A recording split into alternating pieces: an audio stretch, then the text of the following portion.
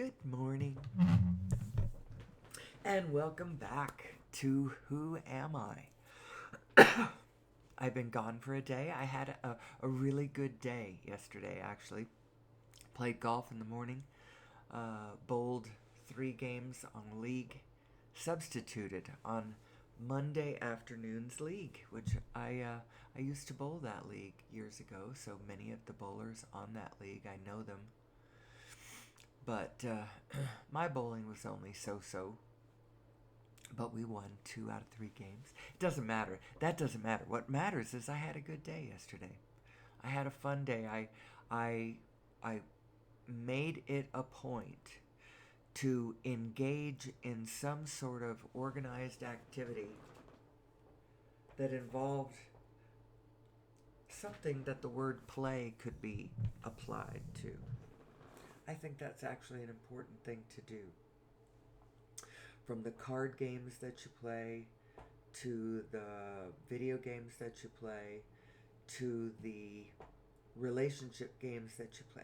I don't mean that. I didn't mean it like it sounded. I mean like the games that you play with other people, like bowling or golf, which actually coincidentally are 2 games that you don't have to play with other people. I don't play any games except cards that that I couldn't play alone. My husband plays a couple team sports, softball and volleyball. It doesn't matter. I digress. But the name of the show is Who Am I? And a lot of times I brush against the specifics of the reality that I live, you know, as I ponder the context that we all share. That's actually what your overview is. It's your ability to correctly imagine your context. Because we are more than just ourselves. We are, as I say all the time, this is my personal expression, but I'm sure somebody else might have thought of this. We're a field phenomenon. We are a field phenomenon. We are not just ourselves. Although, from your specific perspective, the only one that you really have control over is yourself. So we are more than ourselves, and yet ourselves, our individual selves, are the vehicle we are driving, and the others all need to be coming along voluntarily. I have no longer believe in force.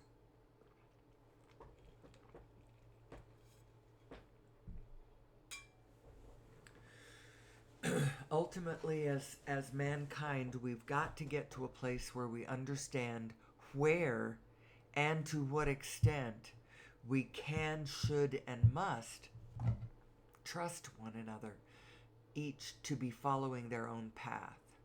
However, I believe that this needs to come when people understand who we really are, and have sorted it out for themselves and found their clarity about it.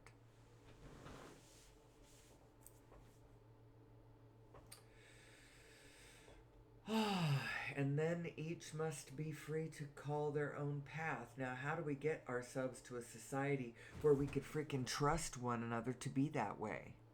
Because we're mean, and we're criminal, and we're destructive, we're demonic. And I have theories about that. And my theories are very matter of fact, very abstract. They're very general across the board. It tends to be my style, my purview, my niche, if you will, is the general understanding of the whole general situation. From a but like when you understand every single thing generally, you know, wow, that sounded so presumptuous. That's all of us can do it. I'm not just saying, "Ooh, look at me, I can understand everything." We can all do it. Human beings have a tendency to specialize. We want to specialize. Everybody wants to go off into their field and just really examine their, specific points on the grid and their piece of the science, the piece of the knowledge. They want to go in there and just specialize in what they're good at, whether it's cellular biology or whether it's geology or whether it's, all of the different ways that you can specialize. But that all implies that we hook up as a wholeness in general, that we're agreeing on something about what we are. And I'm not sure that we are doing that, I'm not sure that the systems that we've got going on that link human beings together are fully in alignment with who we really are as the field phenomenon that we are, that is interdependent upon one another. We shouldn't be warring with one another. We are a superorganism, and any place where we're engaged in things like war, it's like an autoimmune disease, for the being that is. And I know people have said this before, and there actually isn't anything that I could just say that, would change the world. It's vibrational, and so you have to make the world feel something. Usually, that's why art and stuff is so important, that paints this bigger picture so people sense the context that we are in and sense that it's important, that we're connected. But we're connected at an ether so fine that it's tricky. It's kind of playing hide and seek with us. There's only one being playing here on the ground, and we're all part of it. I think a really good understanding of what's really going on around us would be good for all of us. And then we come back together and link up in a new, fresh way, a kinder, more gentler, more playful, more congenial kind of a way. It's a necessity. It's an absolute necessity. And the reason is because there is this great being that we are a part of, that is trying to organize us playfully on the ground with one another, with our lives, with our, trying to find our way, because who are we? Who am I? Is a really good question, and every single person can ask it in just that way. Who am I? And how do I fit into this wholeness that is playing around me? Apparently, at any given moment, it's like an escape room. You're navigating your life, and frame by frame by frame by frame by frame. It's what it boils down to. Now you look around you and there's a continuum. There's a continuum of flow around you. It is true. But this continuum is quite malleable. And when you resist this, you're like the earthquake building up on the fault line that won't move until it does, And you don't want to be that way, because that's painful. That's what humanity has experienced in big, lurchy ways. I think I used the word lurchy for the first time. It's within the last week. It might have even been yesterday, Sunday's episode. I don't know. You don't want to do that. I mean, life will give that to you if you resist the fact that everything changes. And right now we're living in a moment in time where things are changing fairly quickly. Now, I am just a solitary, well, I'm not really solitary. I have a spouse and we hang out. But for the most part, I'm fairly solitary. It's not like I'm a public figure or that I have some kind of blazing career, you know. I have had my brushes with materiality, my successful brushes with materiality. I'm a great test taker. I like to get hundreds on my tests and A pluses in any classes I take.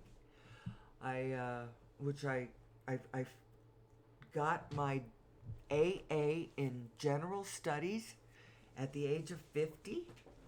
Went back to school, got all my old college credits, scraped them together, took a few more classes, started out to possibly finish the culinary program, and I took a couple of semesters of that, working in the kitchens and taking the sanitation classes and the math for restaurant workers class, and I had to take computers and communications, and it was quite the accomplishment. Of course, it would be in general studies because I'm a general. I'm a general. I've spent my whole life just kind of being general, doing my own thing at my own pace, sort of abstract, uh, extracting myself, like pulling myself away from the automatically how am I organized with the rest of the humanity around me. Sort of pulled myself from all of that. Uh, uh, Interestingly enough, when I did finish my degree, one of the classes that I took to finish it was a philosophy class with a brilliant teacher, uh, Jeff Salbato, excuse me, not Greg, Jeff Salbato, and he made everybody in that class rethink what they were assuming about what they believed and basically who they were, and at least made them pull all their beliefs up into their lap and look at them. And I did the same thing, and I realized, oh, wow, I hadn't even thought about this, because there's a lot of what we believe is based upon whether or not inherently you believe that human beings are good or not. And interestingly enough, he had a traumatic experience where a gang of thugs beat the shit out of him, put him in the hospital for a long, long time. And he was pretty good. You know, when I saw him when he was teaching the class, he was pretty well put back together. But he's still, and yet this man who had an excuse better than a lot of people I know to believe that human beings are not good, still actually believed that human beings are good. And I do too. Even though I am not naive, I am still a student of the Nazi phenomenon. You know, what that was. I guess is too, because it's not like the past that we were still is all around us. The spirits just moved. The spirits, the energies, the ideas, the thought forms, the emotions about it, and the actions that flow from that. There's spirits that walk the earth. I, I, hmm. I don't know how to describe these things in any other way. The spirit that operated within the laboratories of Joseph Mengele, for instance. I noticed the spirit still being the icky one that you could see in the vivisection labs. You know, this kind of stupidity, this soulless, disconnected stupidity about it. Where on the one hand, there's this flat logic that turns out to be no logic whatsoever. Anyway, it's a blindness. It's a blindness that human beings suffer from when we align our physical minds in a particular way. What I think it comes from, and this is part of my matter of fact talking about this, who am I kind of stuff. My thoughts about what's causing this is it's we are two energy streams.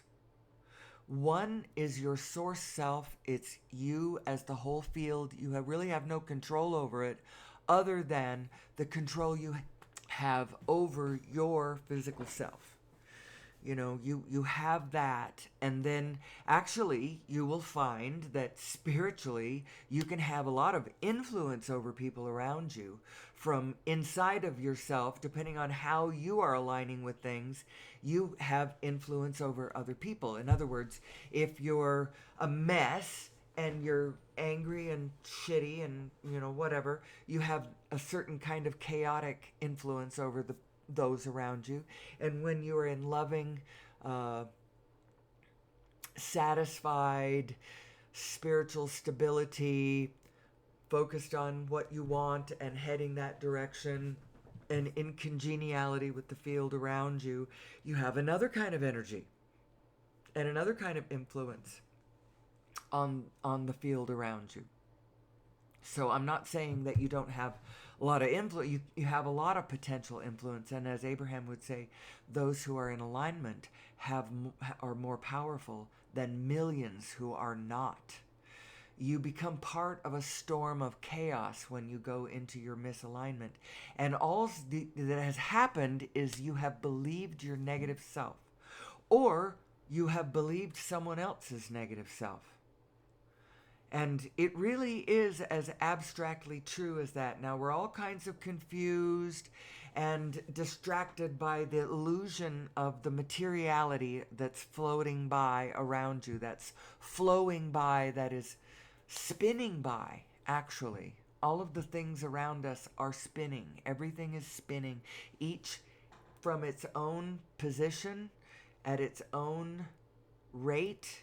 It's spinning at so don't, as Tesla would say, yes, think of it in terms of energy, frequency and vibration. Yes, think about it as that, but think about it also as spin, because everything is spinning. I'm spinning, you're spinning.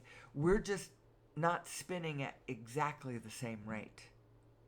That's why you kind of spin off into your life and I sort of spin off into mine. And the objects around you are kind of doing the same thing. And they're doing it and you're doing it. As when you get up and walk around, and as the air goes in and out of your, and the blood's flowing through your, and the air around us is blowing, and the magnetic field of the earth, as it spins, it's all spin. Everything is spin. And you have control over where and how your light vehicle is moving through the space. And depending on whether you are in alignment or not, that field in front of you is appearing in a completely different way. If you're angry and frightened and you get all fixed on what you imagine is going on, then the world achieves, becomes more hard, more fixed, more.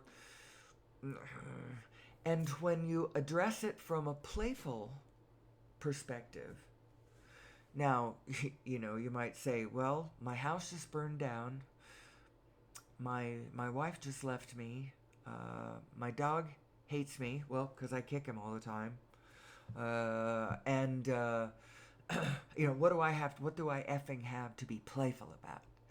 Well, the universe is going to confirm you wherever you are. Whatever you're doing, the universe is going to keep confirming you. And as a matter of fact, it has a momentum that grows exponentially, that grows by, so like in 16 seconds or so of holding on to the frequency of a particular thought, the universe will magnify it and handing you more on the same frequency. And it's not just a single more, it's like a magnification more.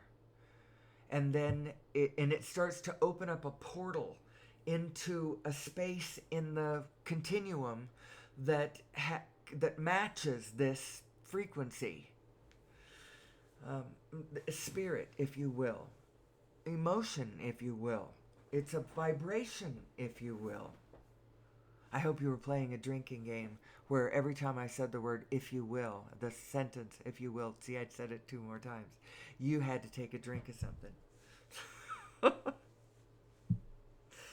Sorry, I digress. But who am I? It's a fair question. It's a fair question.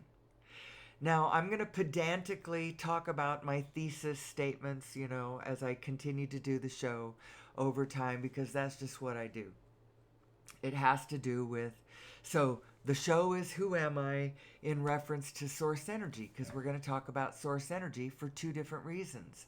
First of all, I believe that when we understand more fully what our design is and how to operate our own individual mechanisms, don't go negative, people. The negative is not you.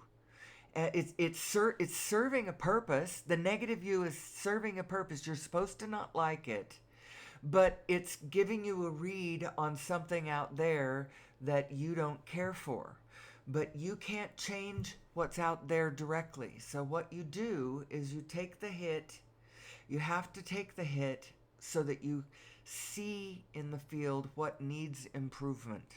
You have to kind of be willing to suffer the hit in order that you can that you then, now as soon as you've hit that negative point, you don't have to don't stay there. It's not you.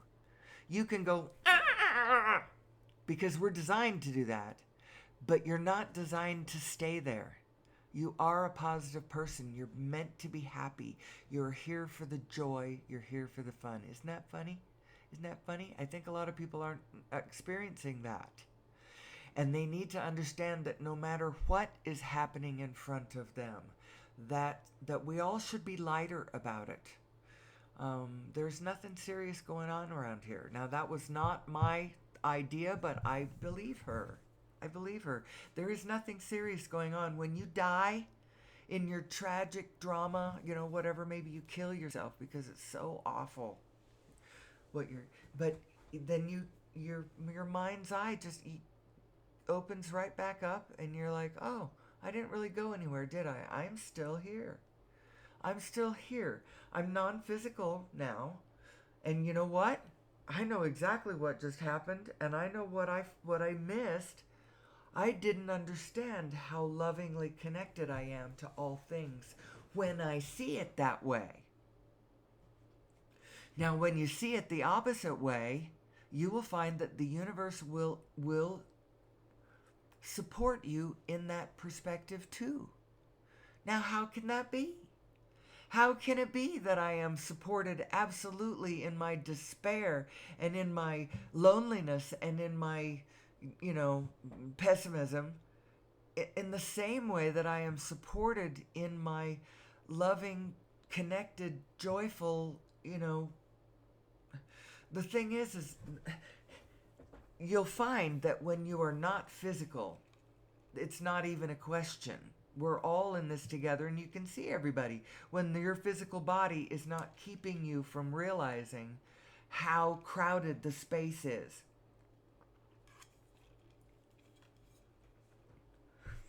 Everybody trying to be one with everybody. I think that, as the population grows, everybody's going to start trying to be, well, we're doing that already. Who are we? And what are we about? And what is the object of the exercise? It's a big, important question. I think at this point in the game, now, the object of the exercise was always this, but it's getting to the point where it has to be forefront in the message, in the calm, matter-of-fact message.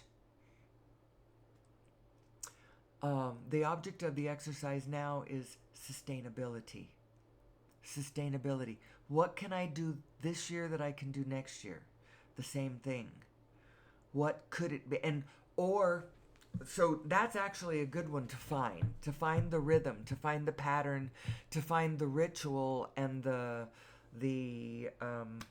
what would be another word for like tradition, but um, it's what kids need. Routine. We got to find that. We got to find a repeatable, sustainable way to be. Because what's happening right now is all kinds of evolution is spitting out all kinds of iterations, throwing everything against the wall, if you will, to see what sticks.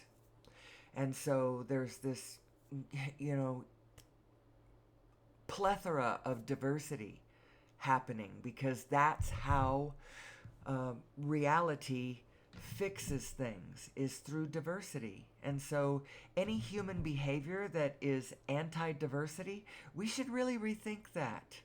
You know, as long as the spirit of kindness, of camaraderie, of connected respect, and but I need you and you need me. We really do need each other. I don't know how to produce all my food and clothing and technology and transportation and communications, and I don't know how to do all that all by myself.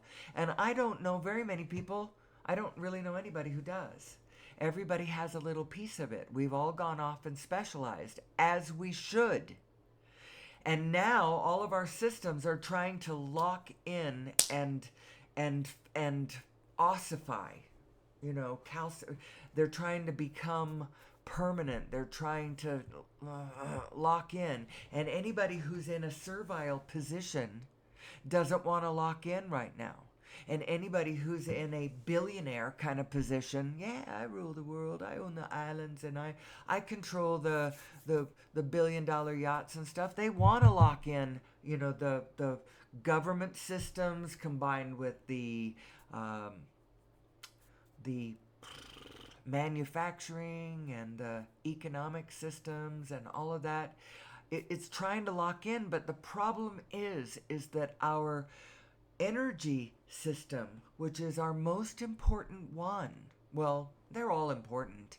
They allow us to communicate with one another. They allow us to distribute goods between ourselves, you know, and even amongst me and people I don't know. If I'm producing a good or service, there is a way to communicate who I am and what I offer to the rest of the field through the internet, you know, and I can start doing business with, you know, people on the other side of the planet if I have an idea that, you know, that works that way. It's really cool what we got going on. So I can't do any of that stuff by myself, and you can't either. And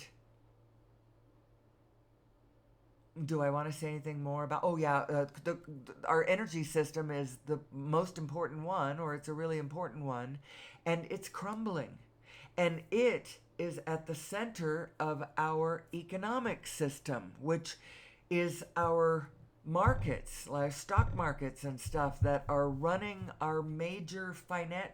The whole thing is a house of cards that could crumble. And then we're all sitting around without a system for saying who gets the food and who does what work to keep the engines of everything going. The engines of the fields getting tended to. We're largely big ag now, which we should probably scatter back down to small ag, small ag, small ag. We shouldn't be so centralized, but the centralization of everything, I believe, the source of that, I believe that largely the source of the over-centralization of everything is coming from the centralization of our power systems, which could be completely changed if people understood how important the idea of over unity devices are possible? Let's just rest with that idea for a minute. Over Unity devices are possible, and you're like, what the hell is she talking about? And how is that so important to this who am I thing? Well, it is important because an over Unity device is a contraption that however it's doing it, now there's different ways.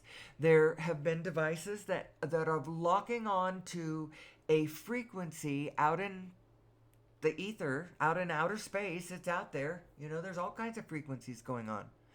A frequency that you lock onto it and it's running the machinery and producing X amount of units of energy.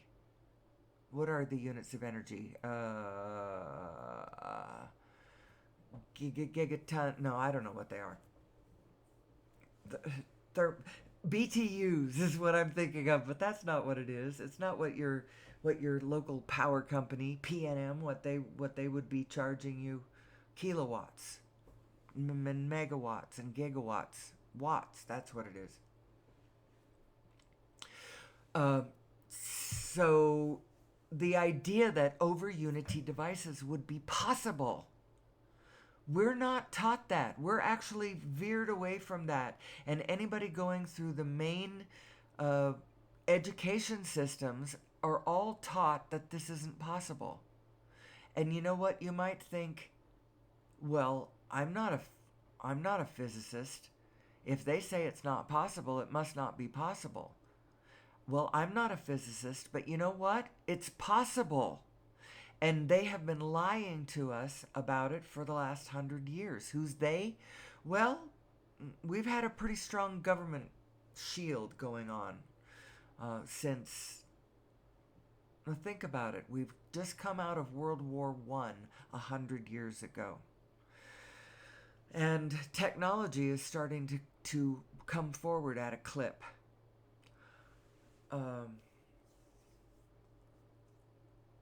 So how could it be possible that over Unity devices, a device that puts out more energy than it takes us to run the device, how is that possible? What conventional science will teach you is, or conventional school system, science isn't going to teach you this. A conventional school will say, well, it's because in a closed system, you can't produce energy out of nothing. Well, that's true. That is true. But that's not what this is doing, because there is no making energy out of nothing. There's almost unlimited energy at every point of everywhere. They're calling it the 0 point energy field, because at its resting state, there is an almost infinite amount of energy still there, everywhere. Now, they've thought that it was stochastic, as in not organized. And so, I just realized I have a tag. Hold on a second.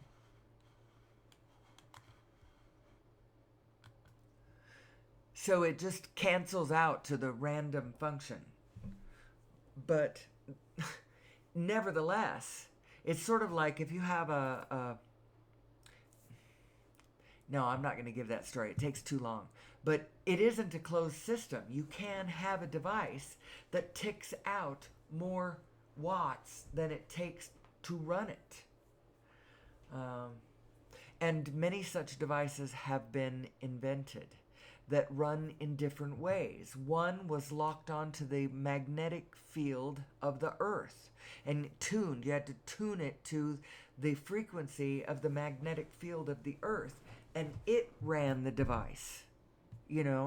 Somebody else had an actual solid state device that was plugged somehow directly into the 0 point energy field.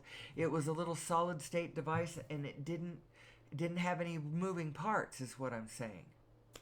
All of these things have been swallowed up by our patent office or killed in whatever ways. Go watch the movie. I will show this. This is my links list. Look at the links, the description of my video. In the description of my video, this is here. It's not a description of my video. It's just this links list that I want you to watch. Which now, I could embed it slickly at the end of the video. I know that that's what people do. But I actually am not all that interested in doing the technical part. What I want to do is I want to keep putting it together in a big, thoughtful, academic kind of way. And just do the show and talk about stuff. And I don't really need to even show very many slides. And at this point, I don't care how many people watch me. If I have 1 or 2 faithful followers, I am thrilled to freaking death, you know? I'm not ready for a big crowd listening to me anyway, you know? I don't know how much I really even want my life to ever change. I might hide behind the persona of Amelie Starchild, which that is not my real name. But if I ever give a name, that's the one I give, because I don't want this to be an ego trip. I just want this to be a real, raw discussion about where we find ourselves on planet Earth in this moment in time. And what are the issues facing us? And who are we to address them? You know, when we understand who we are and how we function, then we understand how to line ourselves up in order to allow all of the blessings that we have already asked for to come into being around us. Wouldn't that be great? Wouldn't that be great? We keep resisting our good fortune. We keep resisting our abundance and our joy. How do we do that? By being such mean a-holes on this world. By not understanding who we are. By believing our negative selves. By believing your neighbor's negative self. You know? Your negative self should be listened to, but not acted on. Don't act on it. It's like you have this village of beings inside of you, every one of them representing a different spirit bandwidth, you know, a different emotional bandwidth. So you have the angry one in there, and you have the hopeful one in there, and you have the eager one, and you have the jealous one, and you have a bandwidth of them. Actually, I'm sure that they correspond to the bandwidth of the emotional guidance scale, you know, that GPS system that I'm always showing a picture of. I'll show that real quick, and then I'll just go to a neutral, because I don't want to be all about changing these slides like I'm doing the same program every day. I'm not, but I am talking about the same subject. Who are we and what are we about? Well, I think what humanity needs to be about is about sustainability. And the way we can do that is to understand who we are. Because when we understand who we are, then we can understand how to allow this great living force that's connecting all of us, which turns out to be just spin. But it isn't just spin. It's consciousness, and it's love, and it's this really beautiful, connected, organizational pattern that's trying to organize us. And if we would allow that to happen in the way it's trying to do it, then we would all find ourselves right exactly playing in the playground we would like to play in. You know, molding the universe in a clay-like way, you know, co-creating with the field around us in a really beautiful, profound way. We can do it. We can do anything we want. We could fix this problem almost immediately, if you call 10 years immediately, 10 to 20 years, and there's no poverty on Earth anymore.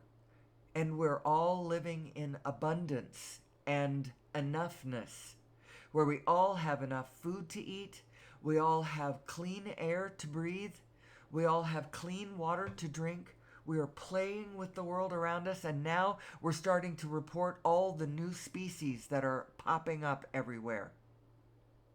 Wouldn't that be great? Instead of hearing the news tell you that the species are declining, that how many hundreds did we lose today?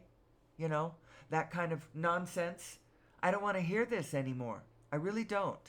I want to get on with what humanity could get on with, which is a lot of fun and play with this magnificent, amazing matrix universe that we are embedded in and one with and a part of.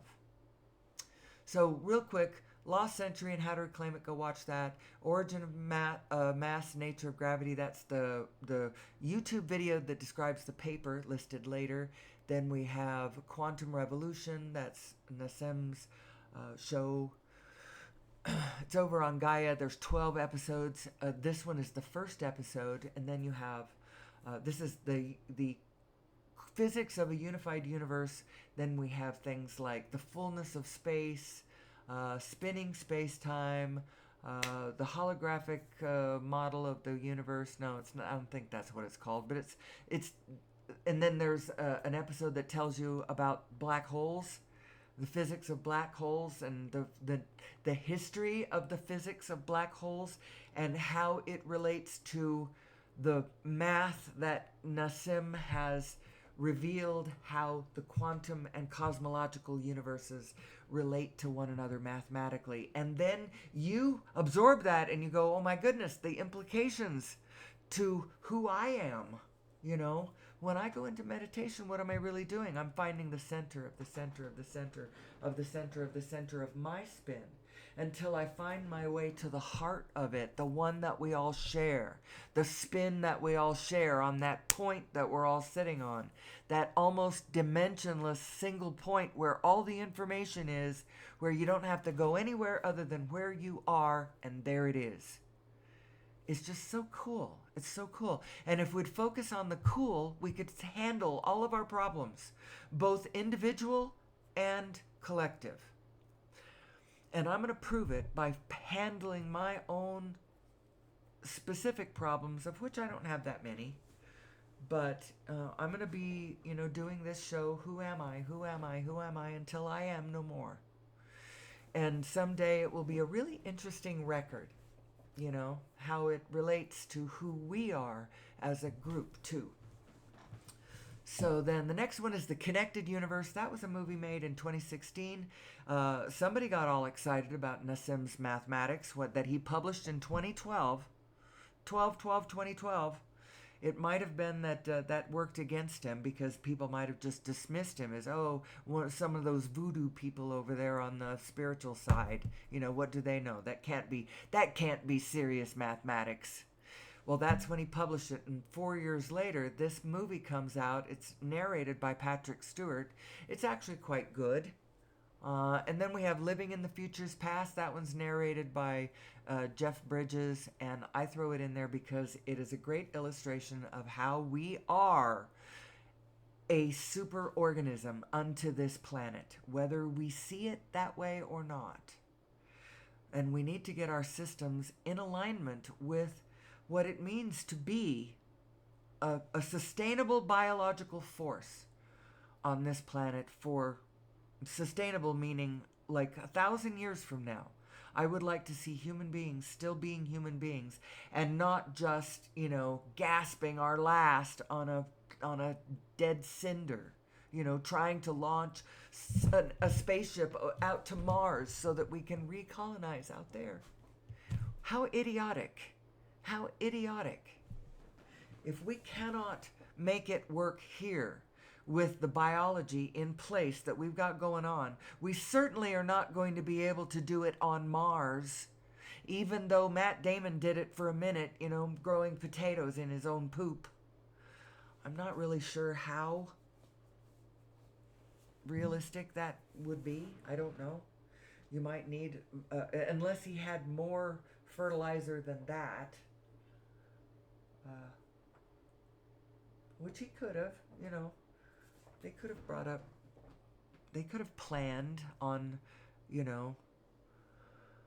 don't know. I'm talking about The Martian, of course, and I don't want to digress. And I also need to get off of this very boring slide.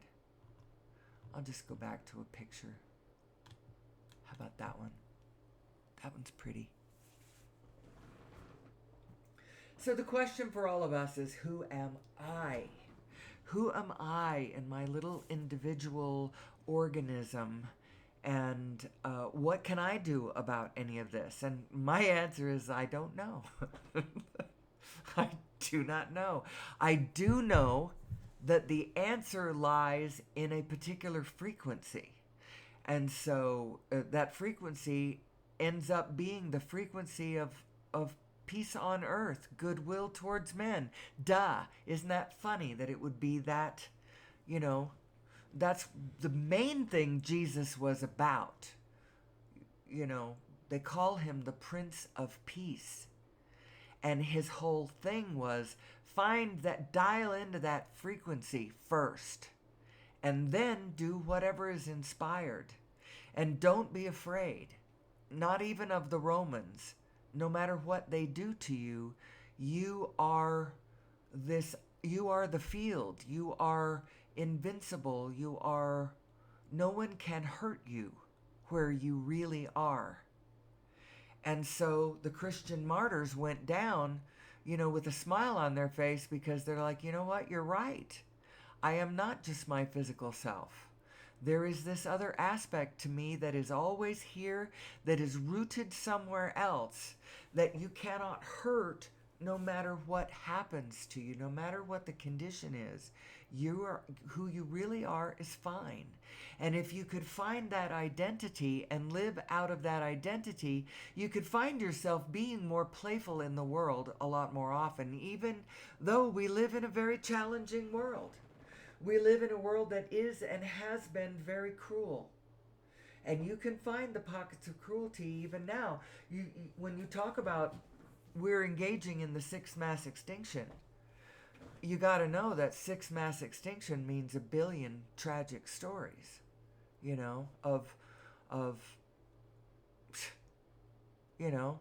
so they're everywhere.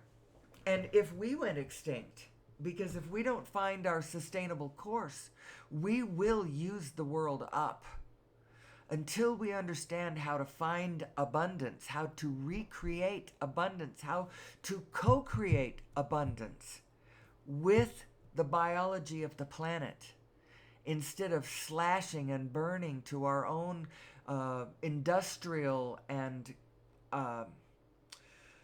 commercial needs. We do have commercial needs in the sense that everybody wants to plug into the supply chain, the supply stream that humanity is producing around the planet. And you have to monetize to do that. You have to capitalize. You have to come up with something.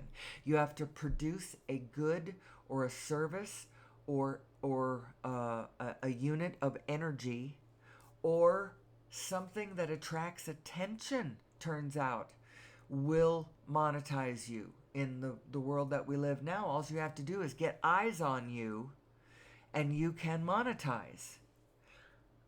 TikTok and YouTube and all that kind of stuff, that's all based on that. And I believe it's because in the ultimate sense, from who we really are, attention and focus is the currency, the actual currency of the actual universe, which is made of consciousness. And so, of course, focus and attention are all about what your consciousness, how your consciousness is engaged with the grid around you. So, of course, that would be real currency, wouldn't it? Wow. And entertainment also, that translates directly. And the reason that does is we are all about joy. We really are all about fun. And we are our best self when we do what we do for joy and for fun, for laughter, for bubbling forth from our own inspired humor, our good humor. It's so important. It's a frequency, it's a bandwidth that's really, really important. It's who we really are. And when you cross that, I started out saying your two energy streams. And when the one is always positive, the other one can be negative. And when the other one goes negative, you could think of it as you have crossed your own energy stream when you go negative. And the second you do that, the very second that you do that, without any kind of judgment, it's just a matter of fact, mathematical, it's kind of a geometrical kind of a thing you've just done. When you cross your own energy stream, when you go negative, you create a shadow energy. You create a self that is you but not you. You but not connected to your heart. Your brain and your heart have just unplugged from one another. You have just unplugged from your source. There's all kinds of ways to look at it. But you have created Shiva energy. You just done it just now. It might be a little tiny bit of Shiva energy that really isn't going to cause much of any harm, especially if you immediately, pull back to who you really are, recognizing what has just happened. Oh, okay. Now have faith that the vibrational forces of the universe are in play. Lean into the answer, instead of staying in the negative. When you stay in the negative, and then if you really stay in the negative, like you lock in that direction, and now you believe that negative self that of yours, and other people believe, yeah, he really is an asshole. I hate that word. I really do. I don't know why I say it. Because jerk just doesn't quite do it. He really is a rascal. Abraham likes to use words like rascal because she would call Nazis rascals because she doesn't think anything serious is going on here. And in a way, she is correct. There is nothing serious going on here. You, in your tragedy and your drama, you commit suicide and you close your eyes and you breathe your last and your mind's eye opens right back up and you're like, I didn't really go anywhere, did I? I just lost my avatar. Oh, okay, well. Now, from that position, you're never going to look back and go, oh, I just lost my avatar and I got to go build a whole new one. From that position, now you're non-physical, and non-physical always looks forward in positive and optimism and to the more and the growing, and you just go, oh, make a new avatar. But from this position, I'd say don't play so fast and loose with your avatar. On the one hand, there is nothing serious going on here, and yet on the other hand, there is a lot of serious going on here, because us not knowing who we are and behaving the way we do is creating just monstrous mountains of suffering. And that does matter. I don't want that. I don't like that. I would love to see a joyful world playing joyfully into a sustainable future. Isn't that what everybody would like? Isn't that what everybody wants? And yet, from a position of a single human being, what the hell do you do about that? Even if you're a powerful human being. Because the answer really is not to dictate to everybody else what they need to do. That is not going to work. Because nobody else can call your position from your spot on the grid except you, because you're the only one getting the accurate pulse from source from your position on the grid. You can't really call your neighbor's shots. You can't say, this is what you should do. What you can say is, this is who we are, and this is how our equipment works, and this is what right feels like, and this is what wrong feels like. But when you're wrong, you're actually not wrong. You're just recognizing there's something in the field that's out of alignment. Now you find your way back to your happy place, and you might get some inspiration about how to change that. How to change that problem of, sixth mass extinction and continued war and, global poverty and garbage island and global warming and, the drill. You know, the litany of woes that we face on planet Earth. Well, what's going to fix that? What's going to fix it is us knowing who we are and us finding our alignment, each of us individually, and then inspiring one another to their alignment collectively. But it's going to take more than that, because one of the things that's artificially causing the paradigms of lack and scarcity is our energy systems. We don't need to be burning fossil fuel. It's just that those who control the world created by all of us burning fossil fuel want to see us keep doing it, because that means they specifically are the people who then call the shots. They're the ones who get to have all the money. They get to control those billion-dollar yachts. They get to. It's funny. Those billion-dollar yachts really have stuck in my head. One of the reasons is because when you look at one of them, it's a relatively small package worth a hell of a lot of money. You know, more than commercial airplanes, that kind of thing. They're really fancy things with the latest state of the art. Some of them have 2 helipads with his and hers helicopters, as well as, you know, the Sea-Doos, the jet skis, and the little speedboat things, you know, so that you can yacht into the harbor and then, you know, get on your anyway. They're magnificent. And who gets to decide who gets to play with that? Well, right now it's those who own the economic world as it exists today. And there is hundreds of trillions of dollars of economic activity being directed through and by the fossil fuel industry. That is the currency. The petrodollar is almost the trading unit, you know, because everybody everywhere needs energy to run their equipment, to run their farm equipment, to transport themselves from here to there, to control the climate of of where they are in the world. You know, if they live in a hot place or if they live in a cold place. If they live in a place that's hot sometimes and cold other times, then you got to have one of those units that both heats it and cools it. And so what do we need? We need energy. We need energy. And I think that this piece of information that I'm trying to get better and better at just being natural, at me seeing how true this is, because I do believe it's true, but I need to weave this truth into everything that I am and everything that I know. And that's kind of what this exercise of the Who Am I show is. Who am I? Who am I as an individual? But then now I reflect it back outward and we talk about who am I, all of us as an individual.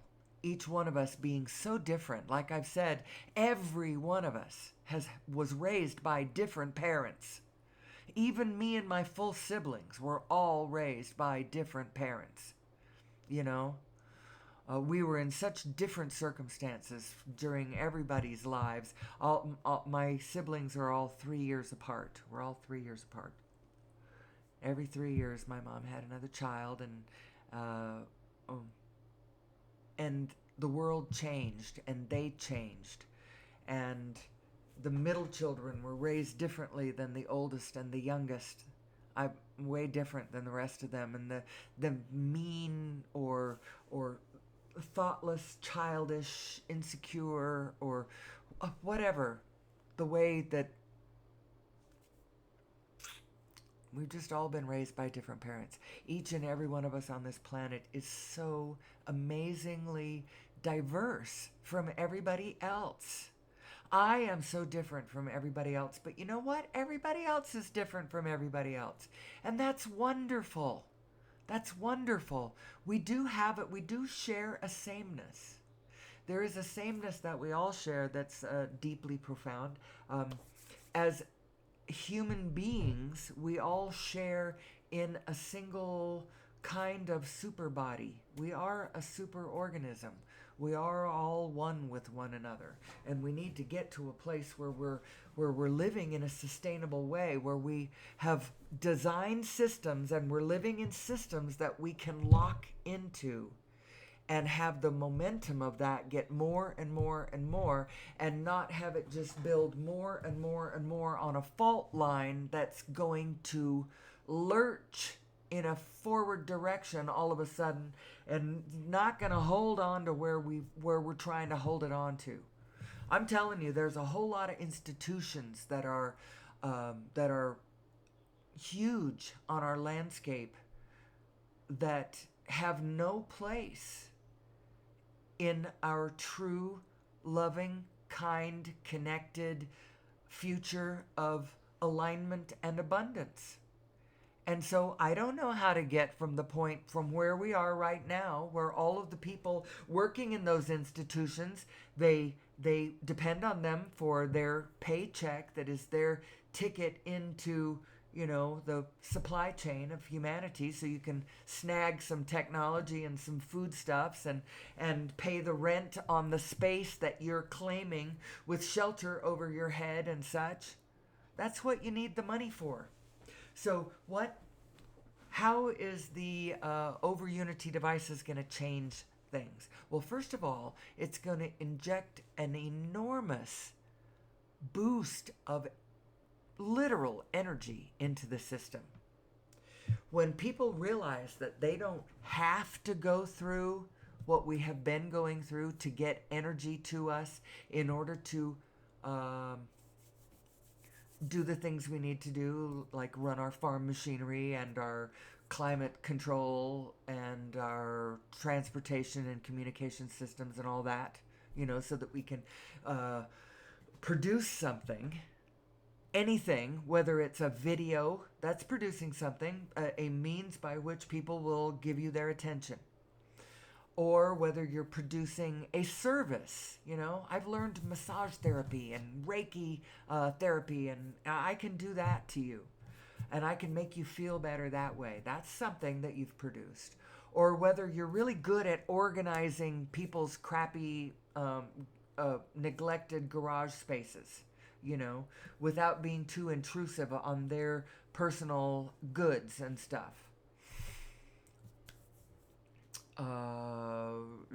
Or maybe you have a flock of goats and you make the best damn goat cheese ever. There's all kinds of things. Each and every one of us could think of clever ideas and ways to make the world better, and go off and do their own thing. If they had all the energy that they needed, without having to monetize in the first place in order to have access to energy. What a world we could create. What a world we could create. Go watch the movie The Lost Century and How to Reclaim It. And if you don't come away with anything else, come away from that with the recognition that, it really is possible to make devices that just take a little bit of energy to run, and then their output is more energy. Isn't that funny that they have been telling us, the people who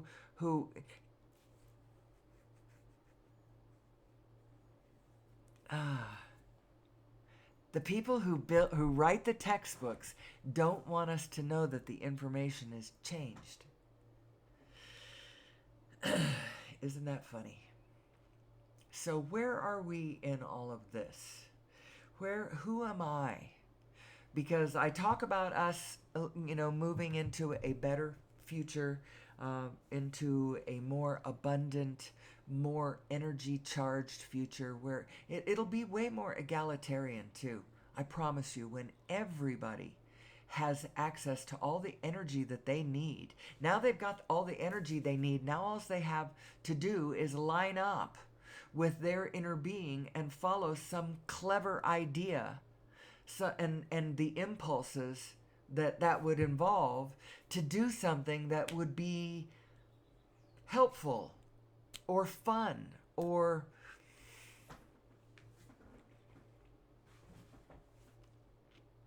contribute something to the supply chain of humanity without destroying Mother Earth in the process. You do not have to churn all of your truffula trees into thneeds. There could be better ideas. Maybe like what a lot of people are doing, instead of turning their truffula trees into thneeds, they invite the world in to visit them and see their beautiful truffula trees. And then there needs to be infrastructure for those incoming people, you know, the Airbnbs and the local eateries and the local breweries and the transportation systems and communication systems and all of that, all of what that implies. Now, I foresee a future where we are not glued to the surface of the planet. Because honestly, this information that I'm trying to pull together and then offer up to my fellow human beings in a nutshell, in more of a nutshell, like a 2 hour a day kind of nutshell, where I can say most of it in one show, and then I can elaborate on that endlessly for the rest of my life, as a matter of fact, is how long I'm going to elaborate on this whole topic. But I can put it in a nutshell in 2 hours, talking about our structure, our energetic structure as these two beings that you need to be going with your positive self. When you cross it, you create a kind of negative energy that is destructive to this world, that creates suffering in this world, creates demons in this world, creates Shiva energy. I watched a show, an interesting documentary on Netflix a couple of days ago called The Antisocial Network, and it was talking about Anonymous and then QAnon and this force that, and how it moved through our, how it was birthed and who was behind that, and then how it affected the last couple of elections, you know, and what it has done to the landscape out there, how it has created this kind of entity all on its own. I thought it was really quite revealing. But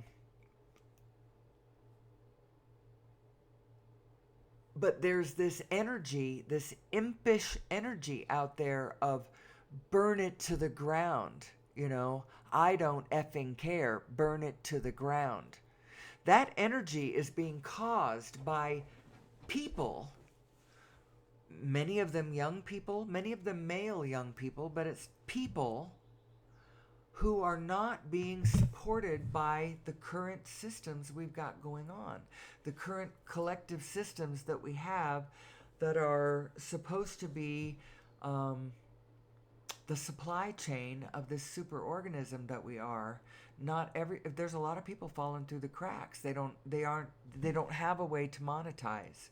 But you have to monetize or you're out in the street. You and your family are under a bridge and you don't have any way to feed your children. You think that does not cause angsty anxiety? It certainly does. And then those children raised under the bridge who have no they have no place in society, and they have no idea of how to act in order to become society.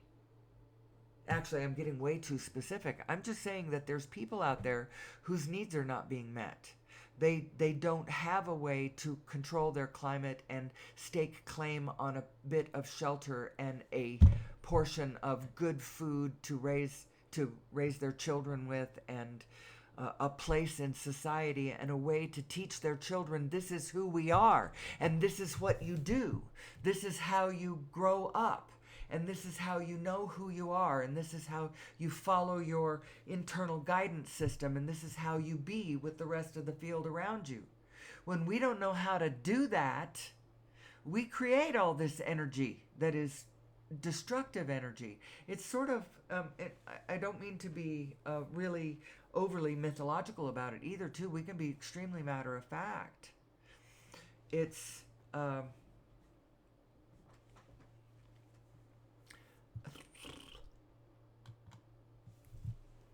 I call it demonic energy, but it's really just when you cross your own, you just believe your negative self. That's all you've done. And then the ones who are really bad, the really evil, I'm air quoting, evil people out there, those people have locked into their negative self. And now they are powerfully pulling negative energy their direction. And that they are organized, that angry Shiva demonic energy is organizing into storms of chaos. The January 6th insurrection was kind of like that. It was a storm of chaos that sort of dissipated. It was perpetrated by children almost. Now there were some people in there that were, paramilitary, and they were trying to be, they were playing military. But they weren't really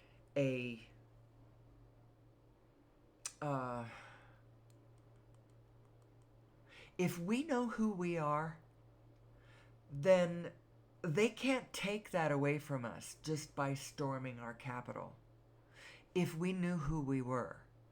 And I think that as Americans, we might be standing in a kind of a special position, because who we are and who we have been for the last 250 years is a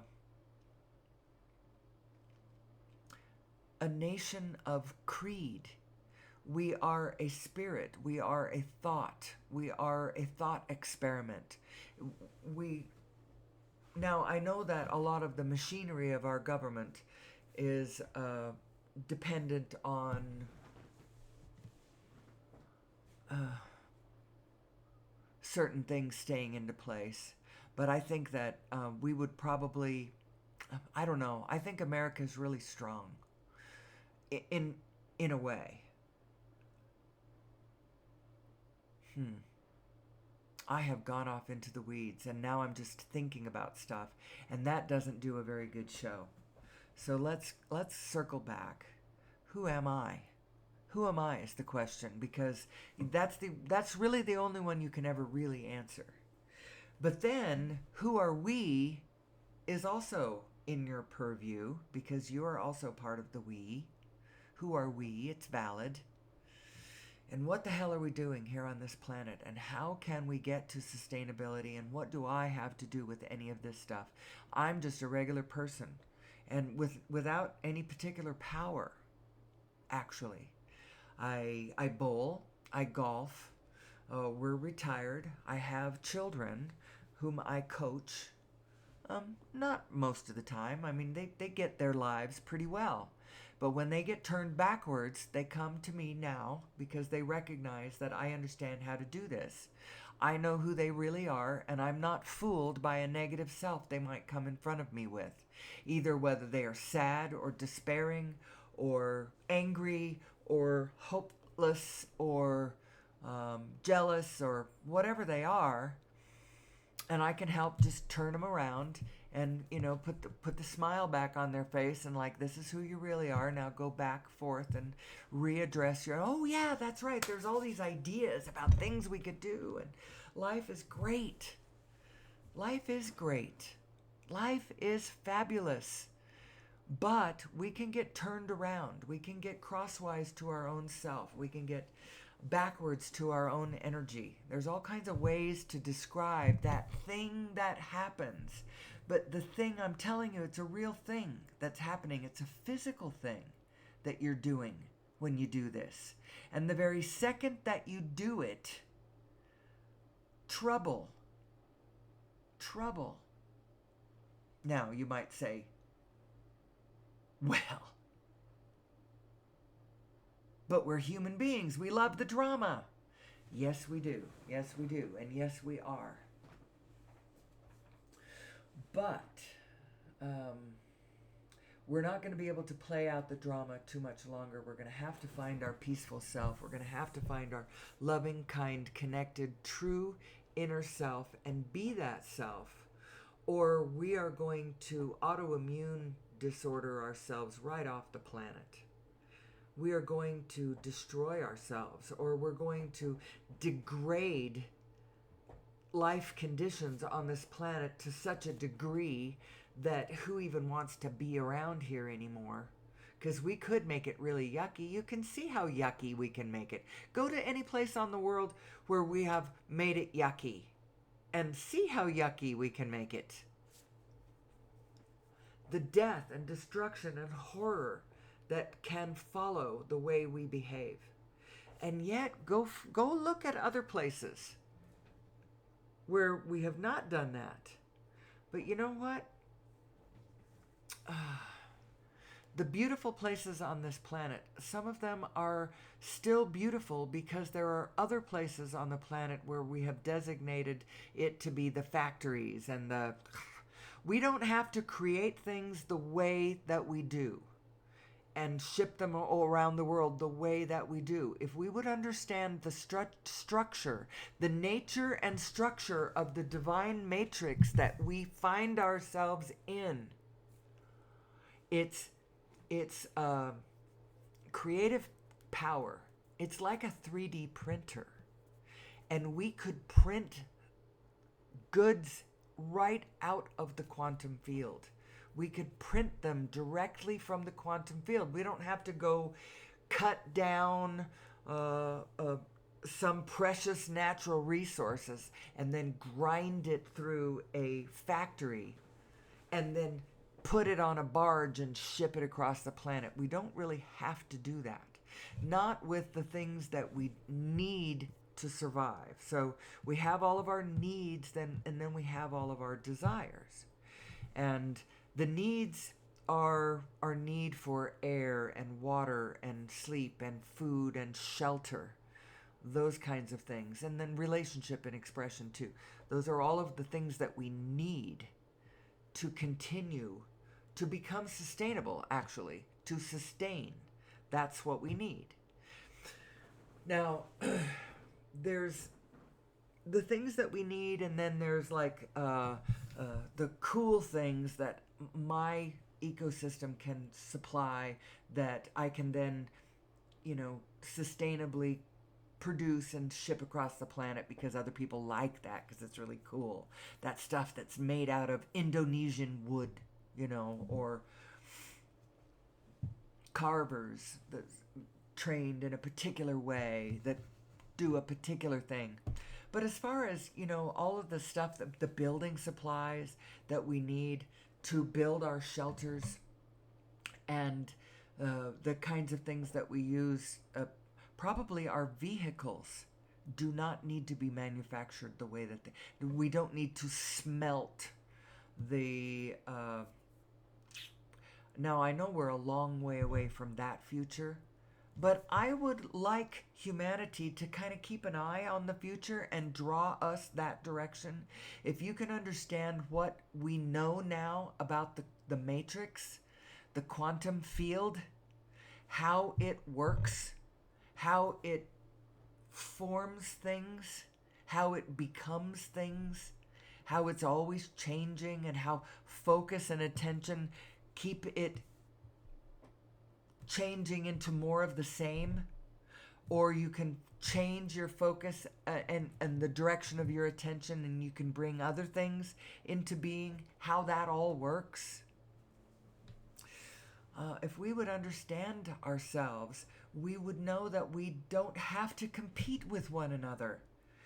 We can compete.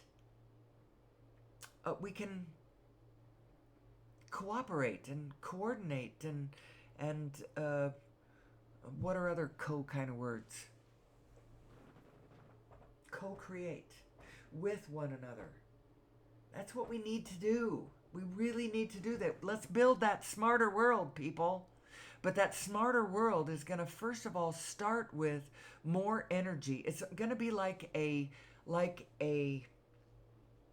if petrodollars, if energy supply, if energy units are like dollars, then this new understanding of source energy and over unity devices leading to source energy, bringing everybody all the energy that they could possibly need. You don't need to parse out the energy. Everybody could have unlimited free energy. Now, what are you going to do with it? What are you going to do with it? I think that our government has been hiding this information from us for a long time because it doesn't trust us. And with good reason. Have you seen how out of control and insane human beings are and can be? Yes. So we've got to raise our game. We've got to raise our consciousness to be equal to the species that can know that there's unlimited clean free energy everywhere. And our cleverness can work with this field and learn how to create things directly out of the quantum field. Like, think of it as the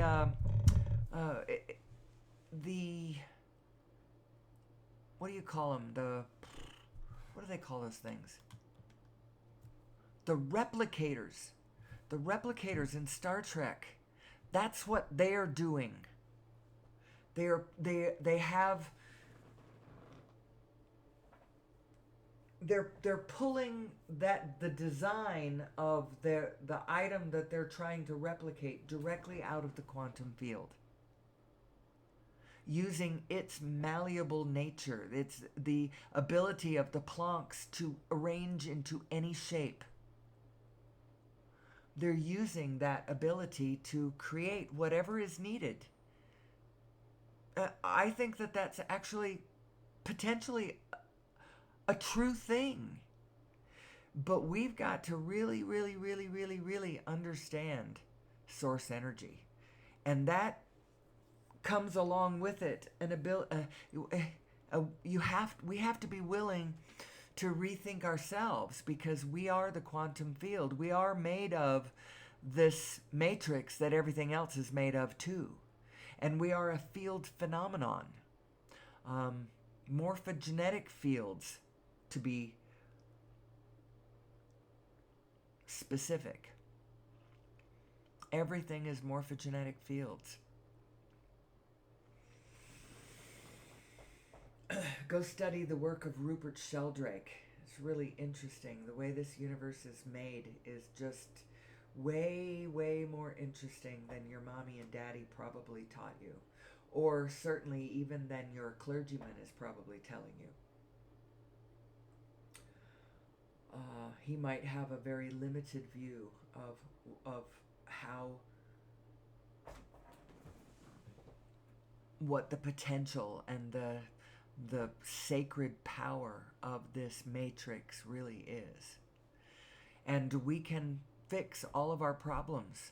All of the technology that we need to fix all of our problems already exists. What it doesn't have along with it yet is an unlimited, free, clean energy supply. That will bring all of the technologies that we already have created into play. We can desalinate millions of gallons of ocean water. We can desalinate all the ocean water we can possibly want until we have enough fresh water everywhere we want fresh water to be. And if anybody is in a place where they want more fresh water, they can bring more fresh water in there. If we have free energy, we can do anything that we want enough to do. We can resequester carbon back into the ground. But it takes energy to do that, to run that equipment. And if the energy that is used to resequester the carbon belches out more carbon, then what's the point? We have to have a free, clean energy source to power all of this stuff. But we already can do it. We could do 100% recycling of all of our garbage everywhere. But that takes energy. And so it's easier to just, have the big bulldozers pressing it into the landfills, and then letting Mother Nature, deplete it over eons of time. But we could recycle everything and all of the elements that are in everything. We could have a pristine planet where all of us are driving vehicles that are not on the surface of the planet. Of course, now I recognize that that's going to open up a whole new can of worms. But all of these cans of worms could be dealt with if we understood who we were. If we understood that we're all in this together and that the engine running all of it is love. It's love and connected cooperation and coming from an identity of we are all in this together because we are all one being. You are me and I am you. Your neighbor is your unknown self made visible. And our collective recognition of this is amounts to us screwing our heads and our hearts together and finding that place, that frequency where we're like, oh yeah, okay, that's... So it does, the way our criminal justice system in this country anyway, the way it operates, does not make sense. We're not going to punish one another into better behavior. We're going to soothe and love and come into alignment with our true selves. And then we are going to get along with one another. And then when someone is antisocial and misbehaving, we can lovingly and kindly bring them back into the fold and show them that there really is a place for them in a loving, kind, ordered world. I know it's pie in the sky. I know it sounds crazy, but I think this is where we're going. I think it has to be us understanding who we are as source energy, that we are extensions of source energy. And we are all in this together. And we couldn't possibly come to any kind of reasonable solutions to our problems unless we're coming at it from this angle. So how does it make sense that we have how many nuclear bombs? Why should we have any nuclear bombs? Why should anybody have any nuclear bombs? It's because I don't trust my neighbor. Well, you know what? If we would understand who we were and what creates the demonic energy and the Shiva energy in the first place, that it's those displaced souls falling through the cracks who don't feel like they belong, who don't understand who they are and how they fit into the picture, those are the ones who want to burn it to the ground and force us all to build it back up again. Maybe this time sustainably, maybe. We've got to understand who we are, people, from so many different angles. We've got to do this. And I myself have got to find my way. Now, I have an easier task because we're retired. So I don't have to monetize. My vested interest, I don't have to jump out into the thick, into the weeds right now and produce money. Because we have our, but I'm going to have to at some point because I'm still sort of financially helping my children find their way through, real estate ventures and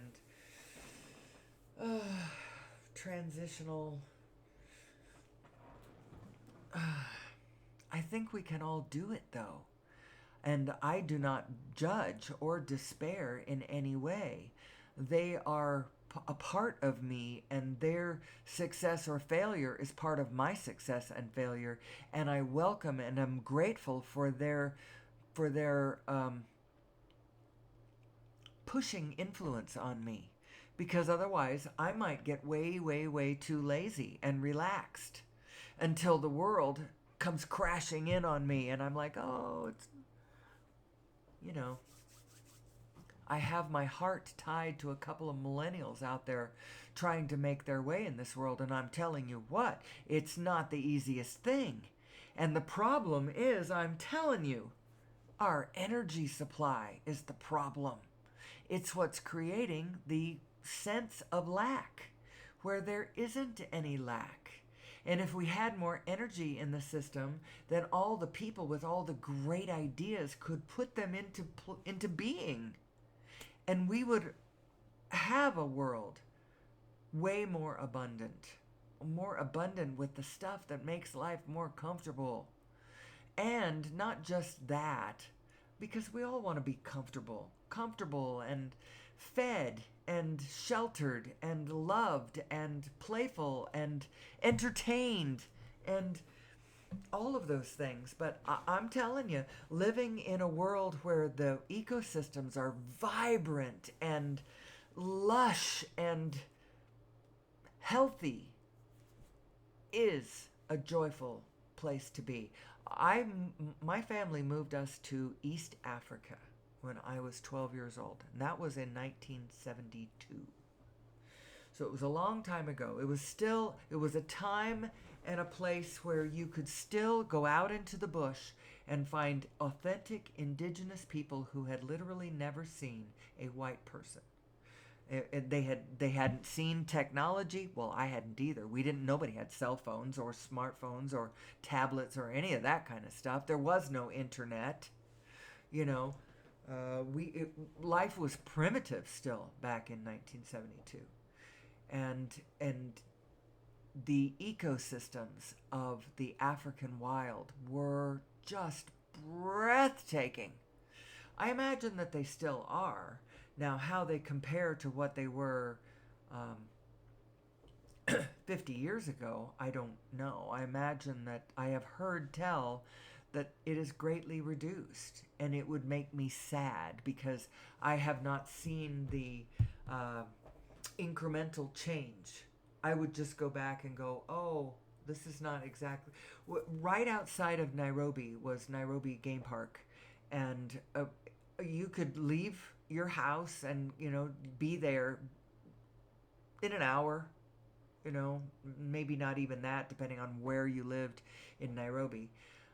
But then there you are in Nairobi Park, and you can drive around for 3 or 4 hours for the day and log on thousands of animals that you had seen. Thousands and thousands. Everything from, you know, all kinds of antelope and warthogs and crested cranes and zebras, and if you were lucky, you know, you might see a lion or an elephant, giraffe, you know. Very cool. I'm saying that that's what human beings like too.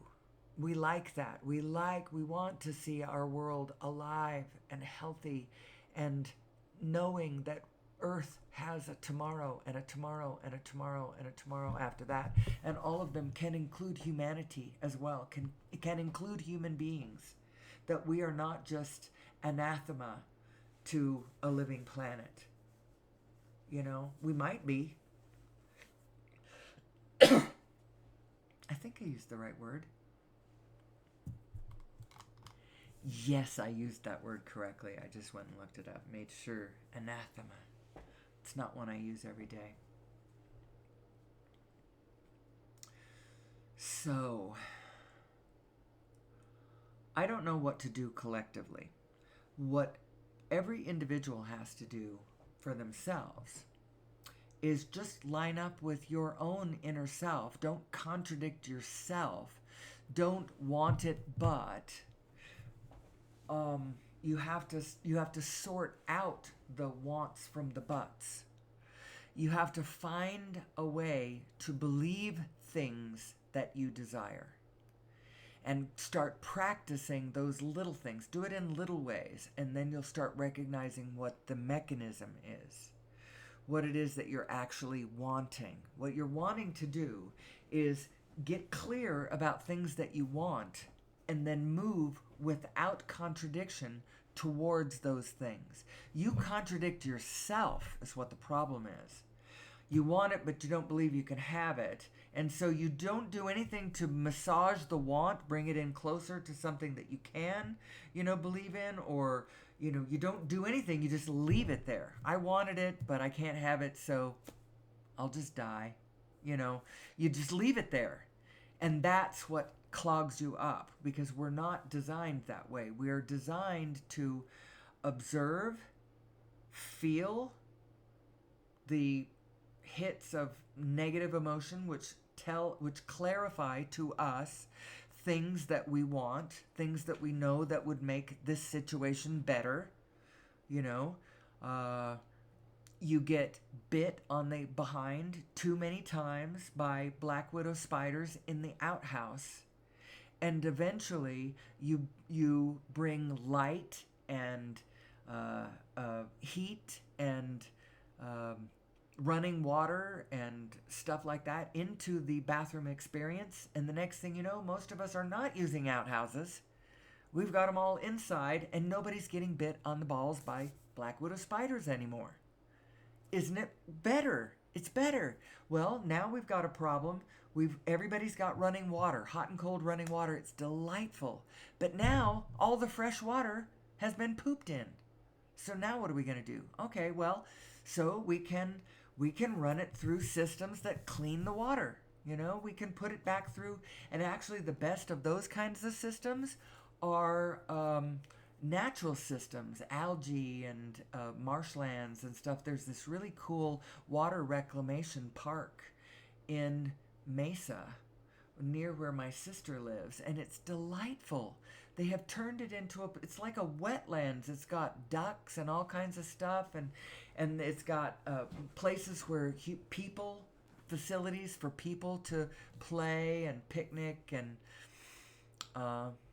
it's just wonderful. And the whole place is a water reclamation center where the pipelines of the systems of the city are bringing the water to there, and then all of these natural systems are cleaning the water, and then the water can be used again. And it's in Phoenix, the Phoenix area, for heaven's sakes. It's hot and dry there. You need to reclaim your water down there. Human beings can do all kinds of things. We can do anything and everything. Anything and everything that we need to do to make ourselves sustainable, we can do it. We just need to understand who we are and how our equipment works, so that each and every one of us can operate our own equipment correctly. Find your personal positive momentum, whatever it is that you love, whether it's cooking, or whether it's mechanics, or whether it's gardening, or whether it's being an entertainer, or whether it's writing a spy novel, or whether it's whatever it is that you are good at, that you like to do, that you want to do. Go joyfully do it, and it will lead us all to that future that we're all looking for together, where we're all organized by this loving organizational force that is the wholeness of the universe. Who am I? Who am I? It's a good damn question. Let's come into this space every day and keep asking this question, because it's a good question. I should be back tomorrow. I think I will be back tomorrow. I have no reason to not be back tomorrow. But I reserve the right at any given day to do something else instead, because that's important too. Move on your impulses. Don't just get stuck in a routine. Routine is good. Routine, tradition, sustainability, repeatable behaviors, all of that, good. But stay flexible too, because that is at least as important. And I think that's the thought I'm going to leave you with until tomorrow. And I still don't have a good sign-off line. I think "May the Source be with you" is a bit corny. However, peace be unto you is perhaps a little bit too hoity-toity also. I don't know. I just hope that I see you tomorrow because I love you and I appreciate your ears on this project. The Who Am I project. Who are we? And how can we find our sustainable way? That's the question. And until tomorrow, may the source be with you.